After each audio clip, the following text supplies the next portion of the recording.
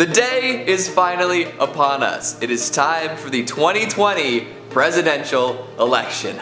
Boy, it seems like the run-up to this year's decision has taken forever, hasn't it? I suppose that's just another symptom of 2020. Joe Biden is aiming to dethrone current President Donald Trump, but Trump will not go down without a fight. It feels more uncertain than ever, with nobody able to make a confident prediction in either direction. So what better place to look for fortune telling than America's favorite cartoon family / prediction machine, The Simpsons? Over the years, especially within the last year or two, people all over the world have pointed to The Simpsons, more specifically their writers, for somehow predicting the future. More specifically, people cite episodes dating back to the 1990s in which situations the characters go through closely resemble things that have happened in our present day. To no surprise, one of the show's writers have spoken on this, but most people have continued on believing whatever they want. Hello everybody and welcome back to Life's Biggest Questions. I'm your host Keegan Hughes. Today we are asking, did The Simpsons predict the winner of the 2020 presidential election? I'm your other host, Jared Bronstein, and guys, just do us a huge favor, just do me a huge one, just smash that like button real quick as hard as you can, otherwise The Simpsons will predict your last day on Earth.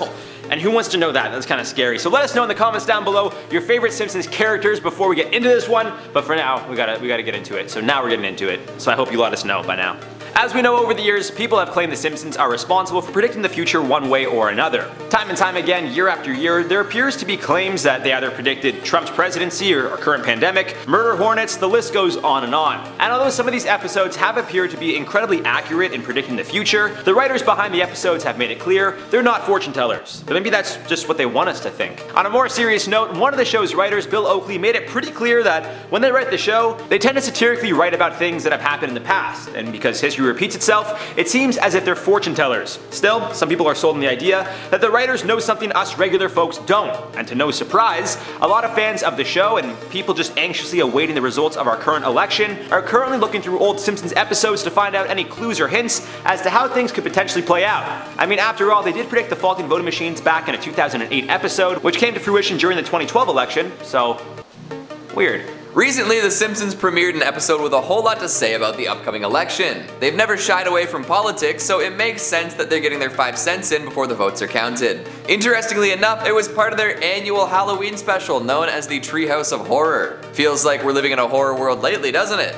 Maybe that's just me. Also, it was just Halloween. Moving along, in this episode we see Homer hanging out in a voting booth mulling over his options. As he does so, Lisa pokes her head in and attempts to sway him away from voting for Donald Trump. The way she sees it, he is unfit to be re-elected, which depending on your point of view is pretty valid. Lisa's little reminder is followed by a scrolling list of 50 reasons that Donald Trump shouldn't be re-elected, ranging from putting children in cages, showing top secret documents at Mar-a-Lago, refusing to release his tax returns, pulling the US out of a climate agreement, appointing Betsy DeVos, calling third world countries holes, saying he grabbed someone by the leaking classified information, and more. There are 50 reasons folks at The Simpsons believe that Trump is unfit to be re-elected, and some more that they left off, saying that they didn't even include the worst one. Needless to say, they're attempting to sway the adult cartoon-watching populace away from another 4 years of Donald Trump. Could this be considered a prediction? Well, not really, but by coming out so strongly against the president incumbent, they're hoping to push more votes towards the Democrats. Will this strategy work?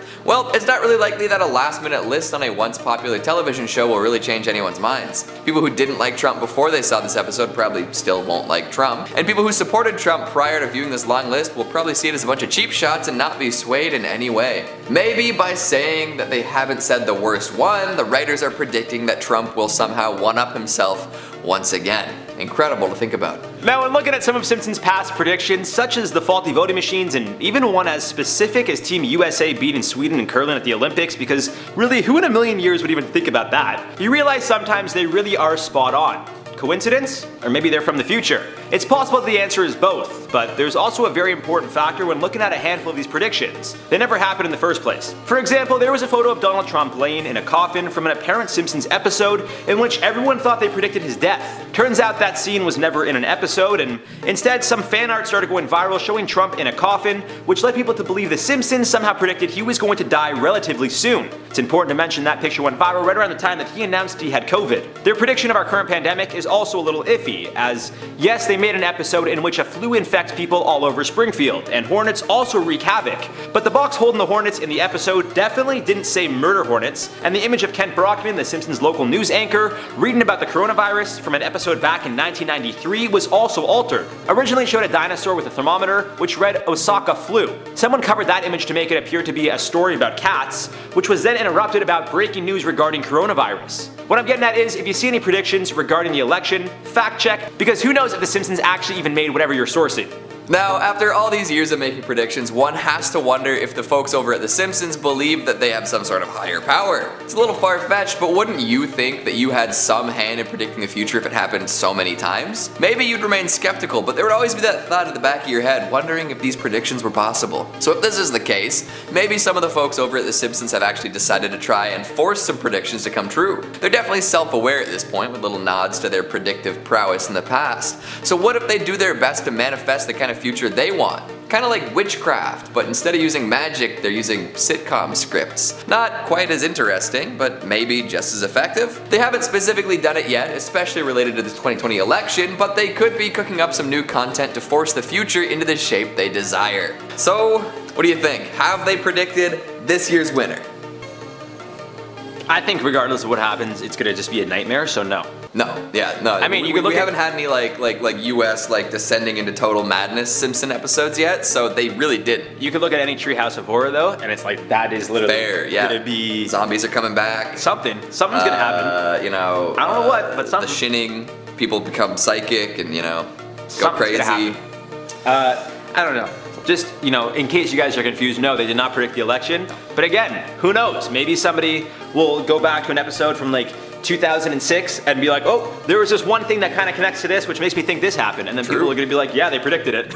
Wow, yeah, I could see that. Absolutely. That's like the Trump episode of him being president. It was literally just a clip of him from the year 2000 waving people on an elevator. It's a little goofy joke. Yeah, and it was from Trump Hotel or something like that. And then people just doctored it to make it look like it was presidency. Yeah. And then everyone believed it was true. So I'm gonna say what's gonna happen is after we find out the results, someone's gonna do that, and then it's gonna go viral, and everyone's gonna be like, how did we miss this? There's somebody in their basement right now just 100%. marathoning The Simpsons at 4 times speed, just 100%. hoping they find something. There's somebody that literally just changed 2 episodes to be the results of either whichever one happens, and then they're just gonna start spreading out like crazy. They've got 10 screens, Yeah, with all possible.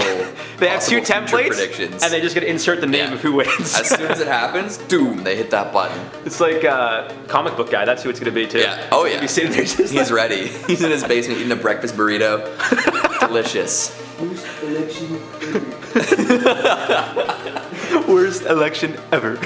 I wish I had a ponytail like him. A greasy long ponytail Long with goatee. no head top. It'd be nice. Hey, maybe someday. My hair's getting long. I could do it one day, maybe. Maybe the stress from the election will finally cause my hair to fall out. It'll be good. You I gonna will- watch the election? You gonna keep up to date? Yeah, I'll probably watch it. Yeah? Yeah, I'll watch it. Yeah. I'm How not. could I not? I'm playing No? D&D tonight. Hey, you gotta do what you gotta do. All right, guys. For now, we're gonna do some comment replies from the video. What if Donald Trump fought Joe Biden? Dabby says, to be fair, Trump wrestled on WWE, so he would have an This edge. is a fact. He did do the Great American Clothesline. It's a fact. It's pretty crazy. I mean, and you know what? Even though it's those are their predetermined results on those wrestling matches, it takes a lot of athleticism to do the moves. But again, how long ago? Trump, this is 20 years ago. Oh yeah, no, it was ages ago. Plus, he was on as a special guest. He wasn't a real wrestler, So it's maybe he was 54, now he's 74. Wasn't drinking as much Diet Coke. I don't know. He'll have a flashback though. He'll remember the moves and Maybe. he'll bring them out in a blaze of glory. Whereas I'm not so sure But I Joe feel Biden has that experience. I feel like Trump would kind of walk out, and then Joe would kind of come out with his walker, and they'd be like, all right, let's fight. Yeah. It's terrible. All right, the Tron Warrior says, I would pay to see a wrestling match between Trump and Biden. I think a lot of people would, actually. Yeah. If you want to see it, send money to us. Yeah. Yeah. Send us money. PayPal. Yes. Venmo. We'll make it happen. Cash App. There's probably cheap Halloween masks on sale now. Yeah. We'll set it up. Fight each other. Easy. I call Biden.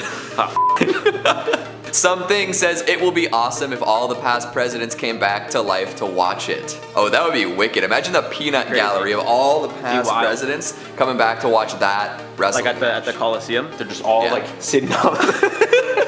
I think, they'd be less excited about the fight, and more excited about all the crazy snack food that exists now. Like all the food they can get at a fight, they'd be like, what is this? I think it'd be very interesting to see how they interact with each other. Like Abe Lincoln talking to like Clinton, being like, you did that? I didn't know you could do that. You know what I mean? I had to tell them I would never tell a lie. You know what I mean? You did like, what? Like any of these, like any of the old presidents, just be like, you really changed. Yeah, like really and truly. Like, oh, you could only, like that's a rule now? You could only do 2 terms? Like, because back then, imagine them finding out that like literally everybody knows what you're saying all the time. Like there's no word of mouth, there's no like newspaper, whatever. It's like literally just like everything you say is now on the record. Yeah. All the time. Crazy. Crazy how much has changed. Nuts. Stephen Uloa said, obviously the best way to fight it with a game of chess. That's an intelligent man's game. So neither of the. I was gonna say, I don't think I mean, like chess is like proving your military knowledge, right? Like if you're good at chess, if you're a good like general. Like, do you think either of the people in charge right now would be particularly good generals? Really, our question for you is: do you think either of the candidates for presidency are fit to be president? Boy, 2020, am I right, folks? And Finesse with Jess says, but wait, what's this? My God, it's Bernie Sanders with a steel chair! I am standing here asking you to make this a hardcore handicap match. That would be good. For those of you guys that don't watch wrestling, handicap usually means like 2-on-1. Hardcore means no rules. So yeah, that's no Bernie. Rules, steel chair, Bernie Sanders. Maybe actually be triple threat, because I don't know if Bernie would side with either of them, to be honest. It's true, it could be like he could just enter and be like, it's my time to shine, folks. He's going for the he's cashing in his money in the bank, and now he's coming for the title shot. Just takes the chair, spins around, hits them both. Alright guys, well as you can tell we had fun with this one. Let us know in the comments down below what you guys thought. Of course, be sure to smash that like button because it really helps us out. And let us know what you guys are going to think about tonight's election. Let us know what who you think's going to win. Come back tomorrow. Let us know what you think about the results. Yeah, and then come back in a week when they challenge the results and try to keep dealing with that because that's what's going to happen. Anyways, in a month when everything burns to the ground. Sorry. That's all for this one, guys. I'm Jared Bronstein. I'm Geegan Hughes. Bye. See you soon. Love you. Anything happens, just as predicted. Just like, let's have maybe election night, both of them have heart attacks. Dude. So we get either Pence. No, that's even worse. At least then you've got like somebody who's got like their whole mind is there, right? Like they might be like evil or something, but interestingly enough, it was part of their whoa. Tell me, where did the gremlins go? It's just so weird that we're not in October anymore. Like I just feel like I should like constantly just be making Halloween references and singing spooky songs, but no. It's November and the theme of the month is sad. It's being sad. No longer spooky, but sad. I was doing so well with the last 2 sentences, I just stumbled. Like, Last time you did that too. Holy. That's what happens. You trip once, you start falling down the hill. Then, you get fired. Then you can't make rent. And then, Then you're crawling down the road. It's tough. The next LBQ. What's the most questionable thing Jared would do for drugs?